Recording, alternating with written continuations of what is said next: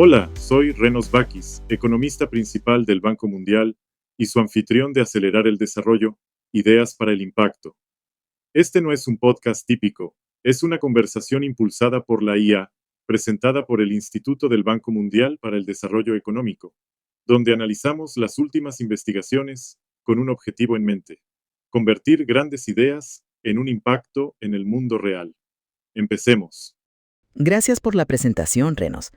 Hoy vamos a analizar en profundidad el informe sobre el desarrollo mundial 2021 del Banco Mundial. Específicamente, examinaremos dos áreas de investigación fundamentales destacadas para economistas e investigadores, aquellos que trabajan en el desarrollo global. Nos hemos sumergido en este informe realmente completo, datos para mejorar vidas, para extraer las ideas más importantes. Se trata de cómo el papel cambiante de los datos está moldeando el pensamiento sobre el desarrollo. Efectivamente. Y sin dudas, este es un informe rico. Para nuestra conversación de hoy, nos concentraremos en dos temas que están interconectados. En primer lugar, en las formas innovadoras en que los datos recopilados originalmente por el sector privado, como los datos comerciales, pueden ser reutilizados para abordar los desafíos públicos. Y segundo, exploraremos la necesidad crucial de fortalecer la infraestructura de datos. Esto es crucial para promover un acceso más equitativo y, en última instancia, fomentar la actividad económica. No tengo dudas de que estos están impulsando una investigación significativa en la actualidad. Bueno, profundicemos en el primer tema, la reutilización de datos de intención privada. Al hablar de esto nos referimos a los vastos rastros digitales que todos dejamos, ¿verdad? Por ejemplo, el uso del teléfono celular, las interacciones en redes sociales, las búsquedas en línea, ese tipo de cosas. Exactamente. Nos referimos a los datos que no fueron recopilados inicialmente para el bien público, pero que el informe señala su poderoso potencial. Estos pueden informar los esfuerzos de desarrollo y, particularmente, los datos gubernamentales tradicionales, los que ellos llaman datos de intención pública. Podrían tener brechas. ¿Brechas en términos de puntualidad o de detalle? Precisamente. Los datos de intención pública pueden ser costosos y muy lentos de recopilar, a pesar de ser vitales, y puede que no siempre capturen la imagen más actual o granular. Por otro lado, los datos de intención privada suelen generarse casi en tiempo real. Pueden ofrecer una comprensión mucho más detallada de los comportamientos y de las tendencias. Lo realmente convincente es cómo esta información existente puede aplicarse de manera creativa para resolver problemas sociales. El informe tiene algunos ejemplos realmente interesantes de esto. Uno que me llamó la atención fue el uso de registros de detalles de llamadas de teléfonos celulares en Ruanda. El informe señala que para rastrear e incluso predecir los niveles de pobreza a nivel local, utilizaron patrones en estos registros. ¿Por qué esto es tan impactante? Bueno, el informe sugiere que los mapas de pobreza localizados pueden ser utilizados para dirigir políticas, programas y recursos a los más pobres de manera eficaz. Viendo el panorama más amplio, esto podría permitirles a los gobiernos dirigir los programas sociales y la asistencia de forma mucho más precisa y frecuente, asegurando que los recursos realmente lleguen a las personas en el momento adecuado. Eso tiene mucho sentido. Hubo otro ejemplo, tal vez un poco diferente, que analizaba los datos de las redes sociales como Twitter en el estado de Washington en Estados Unidos para conocer la opinión sobre la seguridad del tráfico.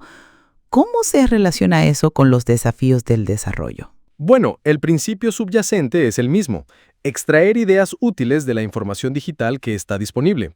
En ese caso del estado de Washington, al analizar el tono y el contenido de los tweets sobre el tráfico, los investigadores pudieron evaluar las percepciones públicas de las medidas de seguridad e identificar posibles puntos críticos o áreas de preocupación.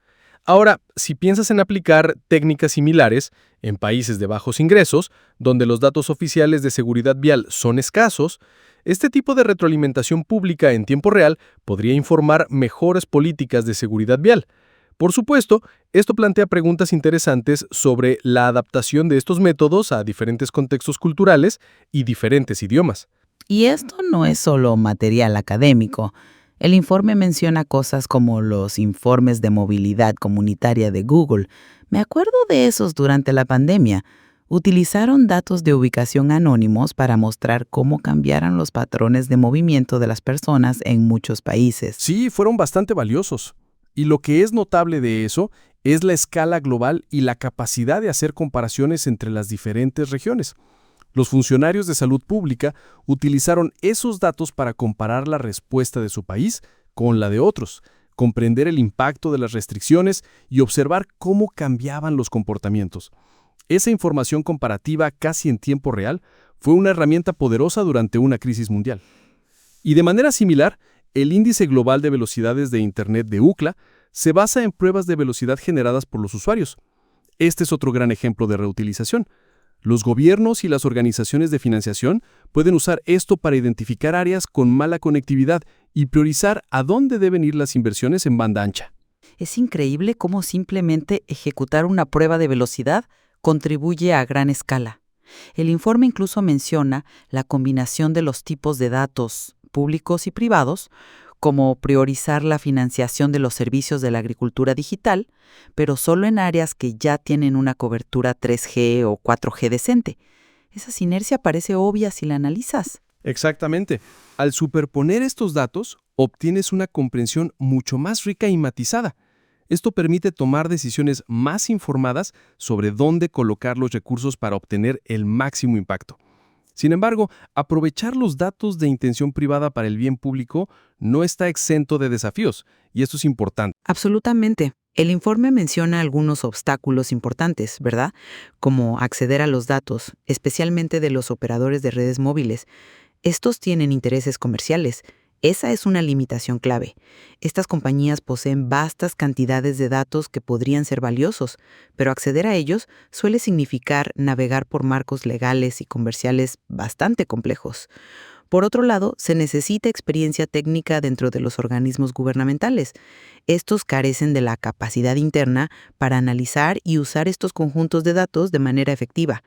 Superar esto podría requerir de voluntad política y una inversión dedicada para construir la capacidad de ampliar los proyectos piloto exitosos más allá de la prueba inicial. Bien, cambiemos de tema. Pasemos a la segunda área clave de investigación, el fortalecimiento de la infraestructura de datos. Esto se siente como la capa fundamental, ¿no? Lo que permite todo lo demás. El informe realmente enfatiza que tener la infraestructura adecuada para recopilar, intercambiar, almacenar, procesar y distribuir datos es fundamental. Eso es fundamental. Y el informe destaca las disparidades que existen. Hay grandes diferencias en la infraestructura de datos, tanto entre países como incluso dentro del mismo país.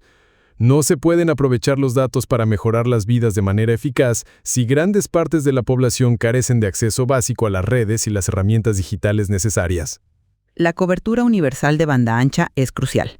La Comisión de Banda Ancha de la ONU tiene ese objetivo, ¿verdad? El 75% de penetración de usuarios para 2025. ¿Cuáles son los principales obstáculos? Bueno, se identifican dos desafíos. El primero es lo que llaman la brecha de cobertura. Esto se refiere a las áreas remotas o escasamente pobladas, donde no es comercialmente viable para las empresas implementar infraestructura de banda ancha. Para abordar esto, el informe sugiere intervenciones políticas como fomentar más competencia en el sector de las telecomunicaciones, alentar el intercambio de infraestructura entre proveedores, hacer que el espectro inalámbrico sea más afordable y esté más disponible, y también explorar nuevas tecnologías para llegar a esas áreas más complicadas. Tiene sentido abordar el lado de la oferta para hacer que construir sea más barato. Pero el informe también habla de una brecha de uso. Esto hace referencia a las personas que están dentro de la cobertura, pero que no usan el Internet. ¿Qué hay detrás de eso? La brecha de uso es multifacética. El informe señala vínculos fuertes con factores como la pobreza, los niveles de educación, la edad y también el género. Incluso cuando existe la infraestructura, es posible que las personas no puedan pagar los dispositivos o los planes de datos o que carezcan de las habilidades necesarias de alfabetización digital para usar Internet de manera efectiva. Además, pueden existir otras barreras socioculturales. Esto significa que en la política debe cambiar el enfoque no solo en cuanto a la oferta, sino también en cuanto a la superación de las limitaciones del lado de la demanda. Correcto. ¿Y qué tipo de intervenciones pueden ayudar a achicar esa brecha de uso? El informe menciona algunos detalles. Sí. Menciona subsidios específicos para dispositivos con acceso a Internet. Costa Rica y Malasia tomaron medidas del estilo, lo que ayudó a las personas a comprarse teléfonos inteligentes o computadoras. Además, el informe recomienda analizar los impuestos y aranceles de importación de teléfonos móviles para lograr que los dispositivos básicos sean más accesibles. Por último, el informe subraya la brecha de género en la propiedad de dispositivos móviles en muchos países de ingresos bajos y medios. Este tema necesita atención. Se podrían crear programas específicos para promover la inclusión digital de las mujeres. Otro punto realmente interesante fue el desafío para los países de bajos ingresos, porque estos carecen de una infraestructura de datos nacional, lo que los obliga a depender de instalaciones en el extranjero, lo que aumenta los costos. Esto se llama tromboning y ralentiza las cosas. Sí, ese es un cuello de botella crítico. Cuando los datos tienen que viajar distancias muy largas solo para ser intercambiados, almacenados o procesados, se agrega un costo y una latencia significativa. Imagina que tu tráfico de Internet tuviera que rebotar en el extranjero y regresar a un servidor que podría estar relativamente cerca. El informe enfatiza el establecimiento de puntos de intercambio de Internet a nivel nacional.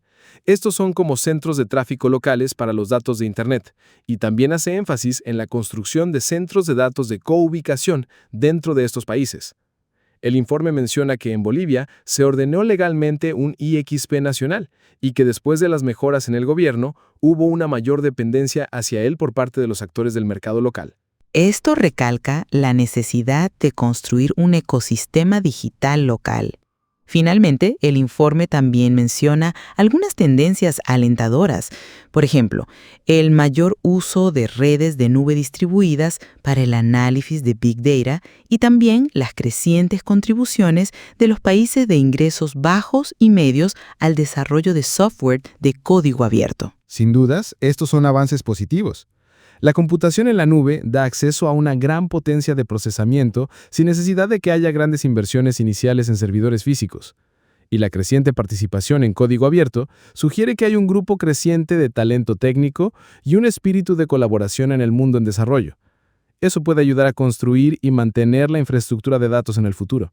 Entonces, para recapitular rápidamente nuestra conversación de hoy, hemos explorado dos áreas de investigación cruciales del informe del Banco Mundial.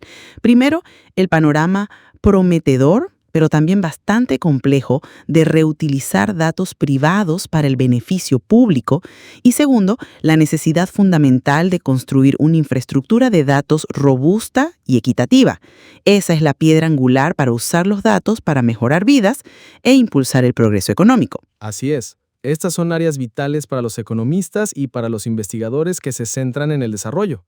Se debe comprender cómo aprovechar de manera eficaz estas nuevas fuentes de datos y al mismo tiempo construir una infraestructura de datos inclusiva y sostenible. Ese equilibrio será primordial. Se debe asegurar que los datos contribuyan a mejorar vidas, especialmente en países de ingresos bajos y medios. Todo esto nos lleva a una reflexión final para nuestros oyentes. ¿Cómo logramos ese equilibrio entre aprovechar las nuevas fuentes de datos, que suelen ser privadas, que tienen un impacto inmediato, y el trabajo, que podría ser más lento pero más sostenible, de construir una infraestructura de datos equitativa a largo plazo? Debemos reflexionar sobre este tema, y eso nos lleva al final de nuestra exploración enfocada en el informe sobre el desarrollo mundial 2021. Gracias por acompañarnos en este análisis profundo. Ha sido una discusión valiosa. Te paso la palabra, Renos. Gracias por acompañarnos. Pueden encontrar el informe completo en nuestro sitio web. Sigan el enlace en la descripción. Asegúrense de suscribirse para ser los primeros en enterarse de los próximos episodios. Y antes de irse, ¿cómo planean poner en práctica lo que aprendieron? ¿Y qué temas les gustaría que exploráramos en el futuro? Nos encantaría saberlo. Hasta entonces, adiós.